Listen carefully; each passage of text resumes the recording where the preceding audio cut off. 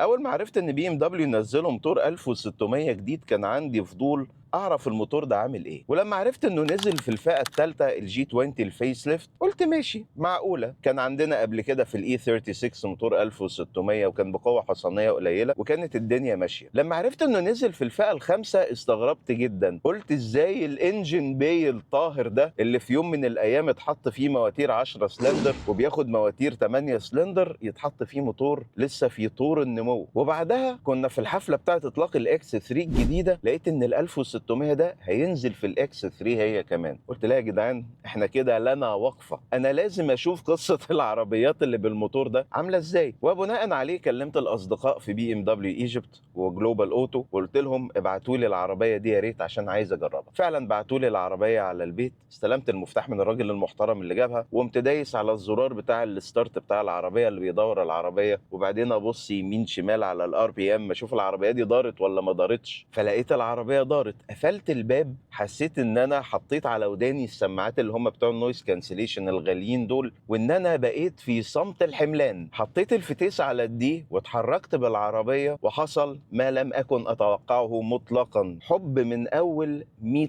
متر مش من اول كيلو. فجاه نسيت كل الانتقادات، نسيت كل الهجوم اللي كان على العربيه دي، فجاه نسيتني كل العربيات اللي حواليها وما بقاش قدامي غيرها. العربيه دي ببساطه احتوتني، بكلمكم جد والله العظيم هو ده الشعور الادق ان انا اقدر اوصف بيه احساسي بركوب العربيه دي. كانها قالت لي سلم لي نفسك وما تحملش هم اي حاجه. وفعلا فتره ركوبي وتجربتي للعربيه دي اللي انا تمنيت انها لا تنتهي كانت كلها بتتلخص في الحته دي، بالاضافه لشعور كبير بالتعجب هم ازاي قدروا يعملوها كده. النهارده هفرجكم على ال 520 الجي 60 بالموتور ال 1600 واحاول اوصل لكم اللي انا حسيته من فتره تجربتي للعربيه دي.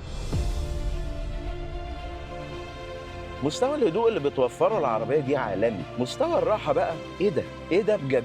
عملتوها ازاي؟ نظام التعليق اللي في العربيه دي عبقري، هو ولا نظام تعليق هوائي ولا متكيف، مساعدين عاديين وكويل اوفرز وكده، ولكن موفره لك مستوى راحه غير عادي. العربيه بتتعامل مع المطبات اللي في الطريق وعين القط والمطبات الصناعي كانها سفنج، وبتتعامل مع مطبات الهواء اللي على الطريق بقى طريق السفر على سرعه، سواء محمل العربيه او ماشي لوحدك كانها مش موجوده. كمان لو دخلت اي ملف انت مش قلقان مطلقا. وكمان بقى ايه، الكراسي بتاعت العربيه مريحه جدا بتصميم رياضي شيك قوي بالوان حلوه قوي. الجلد اللي نازله بيه اسمه فاجانزا وده جلد صناعي ولكن من اجود انواع الجلود الصناعيه، ما بيعرقش والملمس بتاعه ناعم والكواليتي بتاعته حلوه وسهل جدا في التنظيف. وطبعا الكرسيين كهرباء وفيهم ميموري، والاجناب اللي هنا دي بتتنفخ لما بتجيب العربيه على النمط الرياضي، وتقدر انك تقعد بوضعيه جلوس منخفضه. الناس اللي بتحب تسوق عربيات رياضيه تحب تقعد في وضعيه كده منخفضه، العربيه دي بتوفرها لك تماما، فانت قاعد متكيف من قبل ما بتتحرك حتى بالعربيه. المساحات الزجاجيه اللي في العربيه ممتازه، حتى الرؤيه في الزجاج الخلفي حلوه جدا. دي طبعا ستاره بتتحكم فيها كهربائيا بتزود من الخصوصيه وبتمنع عنك تماما موضوع الاضواء المبهره اللي بتبقى جايه ورا، غير ان انت عندك مرايه اوتو ديمنج هنا، مرايه السواق كمان اوتو ديمنج، غير ان عندك كاميرات 360 بنقاء رائع وحساسات في كل اجناب العربيه بتشتغل في الوقت المناسب في اي حته زحمه بتدخلها، اي ركنه، اي حته ضيقه، بحيث ان انت ما تخبطش التحفه اللي انت راكبها دي ولا تضرها باي شكل من الاشكال. بالاضافه طبعا لتحذيرات الاصطدام الامامي ومكابح التوقف التلقائي للقسم الخلفي بتاع العربيه، فانت متامن تماما من هذه الجزئيه. الفئه الخامسه اللي بتنزل بالموتور ال 1600 بتنزل فئتين، فئه لاكشري وفئه الام سبورت. اللي معانا هي فئه الام، لون الفرش اللي هو ما بين النبيت الغامق او البرجندي ده زي ما بيقولوا عليه دلوقتي والاسود ده خاص بالعربيات الام فقط، وهي حلوه قوي. فتعالوا نقف وافرجكم على العربيه فيها ايه تاني من مميزات الام باكج. بصوا الهيبه والحضور بتاع العربيه، التصميم بتاعها مدي فخامه عامله ازاي، الكبوت الطويل اللي بيدي هيبه برضو وبريزنس للعربيه، بالخطوط بتاعته اللي بتلم في النص على علامه بي ام دبليو، فوانيس باضاءه ال اي دي عظيمه متكيفه ومتفاعله وضبط مستوى تلقائي واضاءه العالي وتوزيعه تلقائي اللي احنا بنسميها ماتريكس ال اي دي، تخليك مش عايز تروح لو سايقها بالليل وماشي تدور على الشوارع الضلمه. الشبكه باللون الاسود اللامع او اللي بيسموه البلاك كروم، وطبعا بتقفل وتفتح حسب المشي والحاجه للتبريد. والفريم بتاعها ده بينور بالليل. انا ما كنتش حابب الفكره بس لما بقيت بتعامل معاها كل يوم وبشوف شكلها، لا شكلها حلو. بقيت اقف قدامها قدامها كده لما بتعمل الويلكم لايت وابقى مبتسم لها كده وبتاع. معرفش عملت فيها ايه العربيه دي. والشبكه السوداء دي والبلاك اكسنتس اللي موجوده في الاكسدام، والاكسدام الامامي نفسه بالتصميم بتاعه بالزوايد والحاجات اللي في الجنب والليب سبليتر، كل دول خاصين بفئه ام. دول مش هتلاقيهم في اللكشري. بصراحه شكلهم احلى جدا من وجهه نظري، ولكن طبعا محتاجين بقى فيلم حمايه محترم عشان خاطر تحمي العربيه دي وتحمي وشها، خصوصا المناطق دي من الزلط ومن التجريح. وانا طبعا برشح كاربروجيني، اكتر ناس انا شخصيا اضمنهم سواء من ناحيه المصنعيه او من ناحيه الخامات. هحط لكم اللينك بتاعتهم في الاي هنا، وكمان في خانه الوصف تحت الفيديو عشان لو حابين تتواصلوا معاهم. من الجنب هتقدر تميز فئه الام بسهوله جدا. الجنط اللي فيها مختلف، هتلاقي فيها الكاليبرز بتاعه الفرامل عليها البادجنج بتاع ام ولونها ازرق. مقاس الجنط 19، الكاوتش 245 على 45، موفر جانب اطار محترم قوي، والكاوتشات راند فلات وبتوفر مستوى هدوء انا ما شفتوش في راند فلات قبل كده. كمان من المميزات بتاعه فئه الام الاطار بقى الاسود البلاك باكج اللي احنا بنقول عليها دي، وموجوده برده في العتب تحت. مقابض الابواب بتاعه العربيه شيك قوي، انسيابيه جدا، داخله جوه الحيز بتاع الجسم من غير ما تتحط في الاطار بتاع الفلاش دور هاندلز اللي هتتلغي اعتبارا من السنه الجايه في الصين وفي كذا سوق، لانها هنا بتفتح بطريقه ميكانيكيه عاديه جدا، فبي ام دبليو حلت المشكله ببساطه. كمان المرايات بتاعه العربيه شيك جدا، فيهم الكاميرات بتاعه ال 360، فيها اوتو ديمنج زي ما قلنا، والعربيه فيها طبعا دخول بصمه بدون مفتاح، وفيها حساس اقتراب بتفتح وبتقفل لما بتقرب لها. كمان اللي عاجبني اكتر بقى حته الازاز الفريملس اللي في الشراعه بتاعه الباب اللي ورا، وطبعا الفايف اللي محطوط على السي بيلر واللي محطوطه برده على البي بيلر. وهنلاقي عندنا سقف بانوراما ما بيفتحش، وميل بقى خط السقف بالشياكه بتاعه الازاز اللي هنا، والسبويلر الصغير اللي برده بيبقى موجود في فئه الام باللون الاسود. اكسدام تصميمه جميل، ممكن تبص له من زاويه من الزوايا تحس ان في عوجه فيه بزياده، ولكن لما تبص له كده من الشكل من ورا هتلاقيه حلو وشيك كده بدون تكلف. احلى حاجه ان هو مش عامل لك فتحات شكمان فيك، يا ريت بي ام دبليو تفضل محتفظه بهذا الموضوع. والفوانيس طبعا اضاءه ال اي دي وشكلها حلو قوي، والبراندنج او البادجنج بتاع ال 520 اي بقوا بيحطوا الرقم بتاع الفئه كبير وجنبيها ال 20 دي بتبقى اصغر شويه. والشنطه بتاعت العربيه كهرباء بتفتح بحساس الرجل. الشنطه مساحتها 520 لتر، مساحه تحميل تعتبر كويسه جدا، شبه مستطيله بتقدر تدخل الشنط بمنتهى السهوله. الارضيه هنا منخفضه وما بتتحركش لان الكاوتشات ران فلات، فبيجي معاها طقم اصلاح فقط والعده، وما بيبقاش عندك الامكانيه انك تفتح الارضيه بتاعتها. تحتيها اكيد البطاريه بتاعت المايلد هايبريد والكلام ده كله. الكنبه بتنزل 40 20 40، وبتقدر ان انت تنيمها من زرارين كده او عتلتين موجودين عندك في الشنطه. وهتلاقي عندك فيها جيوب للتخزين ونقاط عشان تعلق عليها الشنط واماكن لتثبيت الشبك، والحته دي هتلاقي فيها صاموله الامان بتاعت الاربع عجلات، فتعتبر مساحه عمليه جدا قياسا على المنافسين اللي في نفس الفئه. الابواب الخلفيه في العربيه دي جميله، التقل بتاع الباب وانت بتفتحه، الخامات المستخدمه، تناسق الالوان، اللون النبيتي ده مع اللون الاسود، الشكل بتاع سماعات الساوند سيستم الهارمان كاردن الممتاز اللي موجود في العربيه، 12 سماعه وقدره اكبر من 200 واط. موجود عندك بقى الستاير اللي محطوطه هنا واللي محطوطه هنا، مجرد ان انت تلمسهم كده عذرا على الازعاج بيزودوا عندك الرؤيه، ولما بترفعهم بتزود من الخصوصيه تماما بتاعه القسم الخلفي. ما هو الباشا ولا الهنم اللي راكبين ورا ما ينفعش اي حد يتفرج عليهم. كمان الزاويه بتاعه فتح الباب تعتبر كويسه، تقدر تدخل كراسي اطفال تثبتها في الايزوفيكس اللي موجوده جوه العربيه، اللي متداريه بشكل شيك قوي وعملي، تقدر توصل لها بسهوله. نقعد بقى كده الله على القعده وجمالها. الراحه بتاعت الكنبه والتصميم بتاعها، احزمه الامان اللي فيها العلامات بتاعت الام، عندك مساحات الركب ممتازه، مساحات اقدام ممتازه، مساحات رؤوس ممتازه لحد 185 او اكتر. الكرسي ده متظبط على وضعيات قيادتي، انا 173 سم.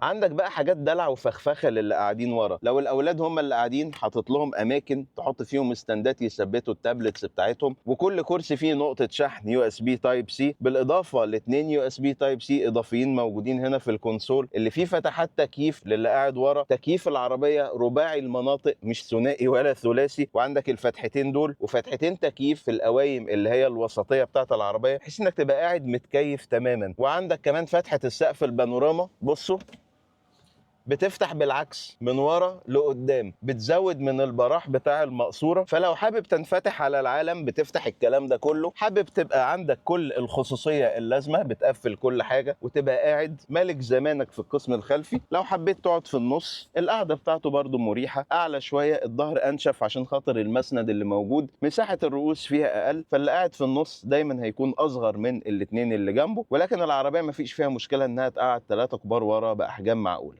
قدام بقى الموضوع تحفه اكتر من ورا. الابواب الاماميه جميله جمال غير عادي. الامبيانت لايت يا جماعه اللي في العربيه دي on the next level من حيث الشياكه والالوان واللي هو الكريستالات اللي موجوده جواه، تحس ان هو كريستال كده. وطبعا في عندك جيوب تخزين حجمها معقول قوي. التحكم بقى في الكرسي والميموري بتاعته، اللوك والانلوك، الساوند سيستم. الجزء بقى التريم اللي موجود في العربيه الكربون فايبر ده شكله رائع. الخامات المستخدمه في اعلى التابلو، الجلد الطري اللي موجود ده، حتى البلاستيك اللي هنا يعتبر حلو قوي. عندك هيد اب ديسبلاي عالمي، اولا بيتغير مع المود بتاع القياده اللي انت ماشي بيه، بيعرض لك طبعا السرعه والتنبيهات والكلام ده كله. النافيجيشن برضو بيعرضه لك على الازاز اللي قدامك بنقاء وسطوع رائعين. والدركسيون بتاع العربيه الجريب بتاعته ممتازه، الجلد المستخدم فيه طري ما بيوجعش ايدك حتى لو انت سايق مسافات طويله. موجود فيه بادل شيفترز عشان لو عايز تتحكم مانيوال في الفتيس. العلامه بتاعت الام اللي موجوده فيه من تحت، والتصميم الشبيه بالمعدن اللي موجود في السبوك الثالثه بتاعته دي سكيلتون ديزاين شويه، برضو مديه شياكه وشكل حلو للدركسيون. هو طبعا تلسكوبيك، بتتحكم فيه كهرباء، وبيتسيف الوضعيه بتاعته مع المرايات والكرسي في الدرايفر بروفايل. الجزء اللي على يمين السواق للتحكم في الميديا والمزيكا والفويس كوماندز الاسيستنت اللي موجود في العربيه، وكذلك التليفون. وبرضو بتغير منه الاشكال بتاعه لوحه العدادات اللي قدامك. والجزء الشمال للتحكم في مثبت السرعه اللي موجود في العربيه.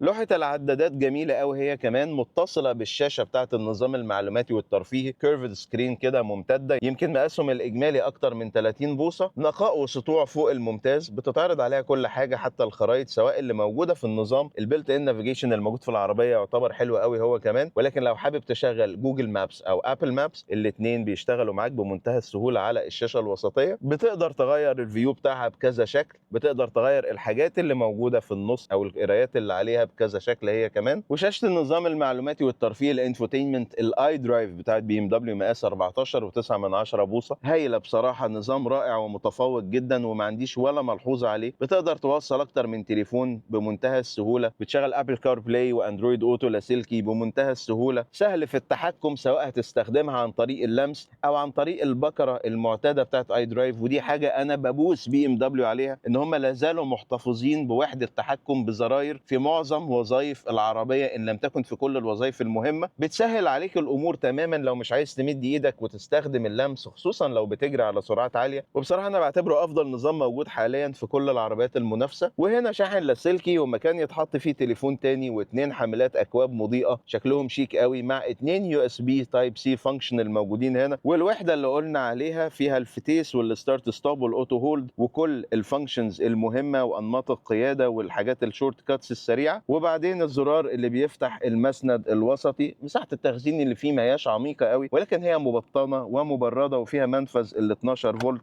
وكل حاجه حواليك شيك شيك لاقصى درجه. التقفيل والكواليتي يا جماعه بيبوظ كده كواليتي، مفيش تزييق، مفيش اي صوت بيطلع من اي حاجه. تضغط على اي حاجه فيري سوليد ولا كلمه. وطبعا انت كل ده مستني عشان خاطر نتكلم على الموتور ال 1600 والاداء. طب انا كل اللي انا قلته ده ما اقنعكش؟ مش مالي عينك؟ طب يلا بينا نجرب العربيه ونشوف بقى بتأدي ازاي. هذه الفخامه المتحركه بيحركها قلب نابض، موتور 4 سلندر 1600 توربو من بي ام دبليو بقوه 190 حصان وعزم دوران 310 نيوتن متر، متصل بعلبه تروس ممتازه زد اف 8 كلنا عارفينها قبل كده في عربيات بي ام دبليو وفي عربيات متفوقه كتير، من علب التروس العالميه ذات السمعه الطيبه جدا سواء في الاداء الرياضي او في توفير الوقود. والميزه بقى اللي في العربيه دي انها مايلد هايبريد، يعني هجين خفيف، يعني مش مجرد موتور احتراق داخلي عادي، لا، في معاك الترنيتور وبطاريه 48 فولت بيحسنوا من اداء العربيه دي، بيحسنوا من الهدوء بتاع العربيه دي والهدوء بتاع الموتور، لان البطاريه دي بيتحمل عليها الحاجات اللي كانت بتتحمل على البطاريه العاديه. الدواره بتاعت العربيه ما بتحسش بيها خالص. نظام الاوتو ستارت ستوب اللي موجود في العربيه ناعم جدا، ما بتحسش بيه خالص. وبالنسبه للاداء فهي بتدي لك بوست، فبتحسن من الاداء، بتقلل من التوربو لاج، بتتدخل في الاوقات اللي ممكن يكون فيها تاخير عن طريق التوربو او عن طريق علبه التروس. فتقدر تقول انها بتدي للعربيه زقه كده لطيفه انت ما بتحسش بيها، هي كل حاجه شغاله مع نفسها. ولكن في النهايه الاداء بتاع العربيه بيديلك من 0 ل 100 في 7 ثواني و9 من 10، وسرعه قصوى معلنه 230. فهنعمل لكم تجربه تسارع دلوقتي عشان لو الارقام دي مش عاجباك، وهنشوف العربيه عن طريق جهاز الدراجي هتجيب من 0 ل 100 في قد ايه بالظبط. هنجيب العربيه على السبورت مود، واول ما هنجيبها على السبورت الكراسي بتتنفخ وبتقفل عليك. الدي اس سي او اللي هو نظام الاستابيليتي كنترول بتاع العربيه انت بتتحكم، يا اما بتخليه سبورت يا بتسيبه شغال يا بتفصله خالص. انا هفصله خالص، ويلا نشوف هتعملها في قد ايه.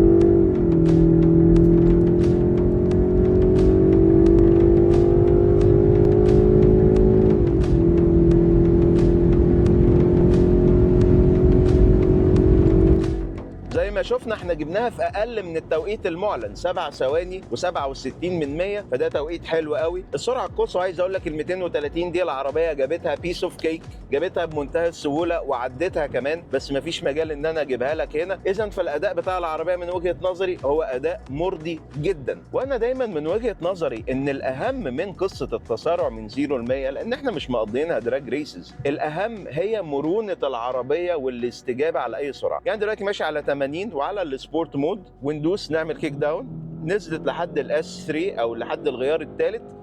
الصوت اللي انتوا سامعينه ده معظمه طالع من السماعات بتاعه العربيه، هو مش صوت الاكزوست بتاع العربيه. ولكن احنا دلوقتي طلعنا من 80 لحد 160 في التوقيت اللي انا بكلمكم فيه، ولسه العربيه عندها القدره على الارتقاء بمنتهى السهوله. بقينا 180، ممكن نجيب اكتر من كده 190 اهو. نهدي بقى، خلينا نجيبها على النمط اللي هو البيرسونال، او يعتبر النمط الكومفورت اللي فيها. هي فيها كمان نمط اقتصادي اسمه efficient مود، ونعمل نفس التجربه. الكيك داون برضو سريع، خلي بالكم احنا مشغلين التكييف. 120 جت اهي، 130، 140، 150، 160.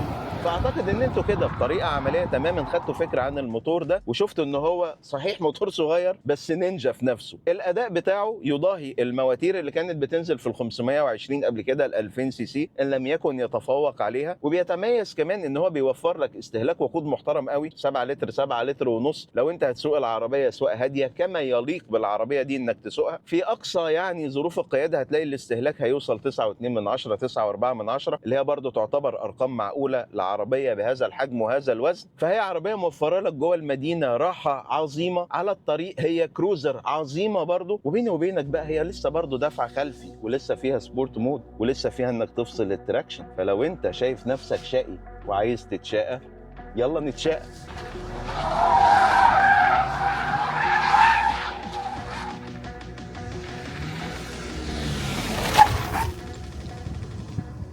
فانت عايز ايه تاني؟ نقفل بقى ده ونجيبها على البيرسونال ونفك كده الكراسي، علما ان العربيه بقى بتعمل كل اللي احنا عملناه ده بهدوء وبشياكه وبدون مجهود، ومن غير ما تحسسك انها بتعمل انجاز. فهل كل ده مش كافي بالنسبه لك؟ انت سائق متطلب بقى وعايز حاجه اقوى من كده، عايز تبقى اقوى واحد نجم الكون يعني، موجود يا باشا، بس ادفع بقى. يعني هتلاقي ال 530 موجوده، وعندك بقى الام 5 التنينه الاكبر، بس ادفع 12850 الام 5. كمان لو عايز ال 540 هيجيبوها لك، بس برضه هتيجي بالطلب وادفع. ده بقى يخلينا نقول الاسعار بتاعت العربيه دي في وقت تصوير الفيديو. عندك ال 520 بالموتور ال 1600، اللكشري 4250، والعربيه از تيستد زي اللي معانا بالظبط 4650. ال 530 بتعمل 5750 و 5850. اذا فكل حاجه موجوده. المهم النفس. انا عارف ان الموضوع مش موضوع فلوس، بس انا رايي الشخصي العربيه دي ما فيهاش نواقص. عربيه جايه بتطبطب علينا، خصوصا كرجاله في المرحله السنيه بتاعتنا دي بنفتقد الحنان. فاكرين المقوله بتاعت هذا الشعب لم يجد من يحنو عليه؟ العربيه دي جايه عشان تحنو عليه. بالنسخه ال 1600 مش اقوى موتور في العالم، بس انت واخد معظم اللي بتوفره وفروا الفئة الخامسة عموما بسعر يعتبر نسبيا كويس، بتوفير وقود أحسن، بضريبة ومصاريف ترخيص أحسن بكتير. ولو هنقارنها بالمنافسين فأنا ركبت العربية دي لكذا صديق وكلهم راكبين عربيات محترمة جدا، منهم واحد راكب المنافس الرئيسي للعربية دي، وعايز أقول لك إن هو حس بالندم إنه استعجل واشترى العربية التانية وما اشتراش دي، لأنه كان متخوف من ال 1600 وجاب التانية استيراد ب 4900. فيا عيني بعد ما ركب دي حس بالندم وبالزعل. ناس تانية ركبتها راكبين اودي وراكبين سكودا سوبرب وراكبين جراند شيروكي، وكلهم بصراحه ما كانوش عايزين ينزلوا من العربيه. بي ام دبليو طول عمرها شركه مشهوره بمتعه القياده، بالتوجيه وبالخفه وبالحركات، بينما كانوا المنافسين الرئيسيين بتوعها في الهولي ترينيتي بتاع الصناعه بتاعه العربيات الاكزيكتيف دي، وهم مرسيدس واودي، مشهورين بحاجات تانية. مرسيدس كان يقول لك التقفيل والاعتماديه، اودي كانت طول عمرها الجوده بتاعه الخامات ونظام الكواترو. النهارده بي ام دبليو بالجيل اللي هو الجي 60 ده وباللي قبله برضه كمان، لا بقت بتحط على المنافسين التانيين دول وبتتفوق عليهم في النقاط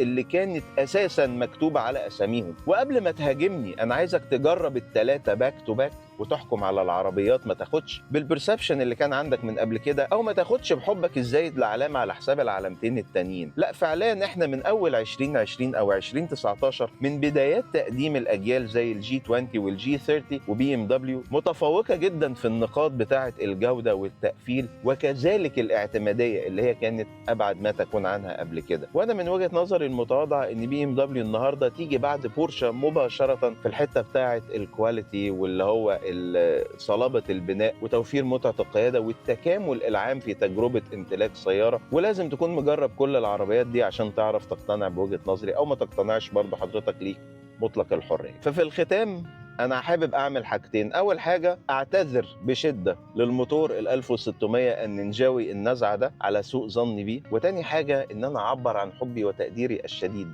للعربيه اللي انا ارتبطت بيها عاطفيا دي. مش عارف ارجعك ازاي. هم قالوا لي احنا هنعمل محضر لو ما جبتش العربيه. اخليهم يعملوا محضر صح؟ انا هقفل التليفونات ومش خلاص خلاص. يا اما بقى اضطر يعني اتك على العقل وارجعها وندعو الله بما اننا في ايام فضيله ومفترج ان ربنا يكرمنا ويرزقنا بحاجه زي دي ويرزقكم جميعا بحاجه احسن. وعلى ما الفيديو ينزل ممكن يكون شهر رمضان بدا او يكون على الابواب، فكل سنه وانتم طيبين. ما تنسوش تعملوا لنا فولو على كل السوشيال ميديا بتاعتنا، ده الهاندل الموحد بتاعها. لو عايز تتابع اخبار السيارات العالميه والمحليه ادخل على الموقع بتاعنا، هو ده اللي موجود على الشاشه، وهبقى سايب لكم كل اللينكات في خانه الوصف تحت الفيديو. واشتركوا في قناه اليوتيوب، ومتشكر على المتابعه واشوفكم فيديو جديد قريب ان شاء الله.